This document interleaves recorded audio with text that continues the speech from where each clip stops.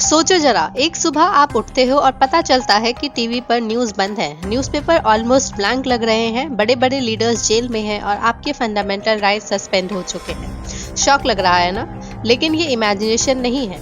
25 जून 1975 को इंडिया में यही हुआ था, जब देश में नेशनल इमरजेंसी लगाई गई। लेकिन ये पहली बार नहीं था। इंडिया में इमरजेंसी टोटल 3 बार लगाई जा चुकी है। पहली बार 1962 में, जब चाइना ने इंडिया पर अटैक किया।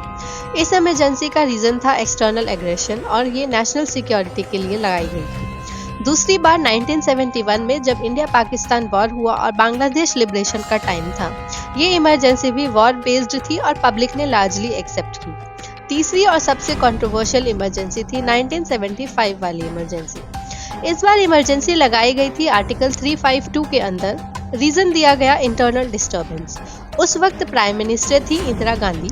इसके पीछे एक मेजर रीजन था इलाहाबाद हाई कोर्ट का जजमेंट, जिसमें इंदिरा गांधी का 1971 का इलेक्शन इनवैलिड डिक्लेयर कर दिया गया था। ऑपोजिशन ने रेजिग्नेशन मांगा, प्रोटेस्ट बढ़ने लगे और पॉलिटिकल प्रेशर पीक पर पहुंच गया। इसी बैकग्राउंड में इमरजेंसी इम्पोज कर दी गई। इमरजेंसी के बाद इंडियन डेमोक्रेसी का सबसे डार्क फेज शुरू हुआ। फंडामेंटल राइट्स सस्पेंड हो चुके थे, प्रेस पर स्ट्रिक्ट सेंसरशिप लग गई थी, मीडिया बिना गवर्नमेंट अप्रूवल के कुछ पब्लिश नहीं कर सकती थी, ऑपोजिशन लीडर जैसे जयप्रकाश नारायण को जेल में डाल दिया गया।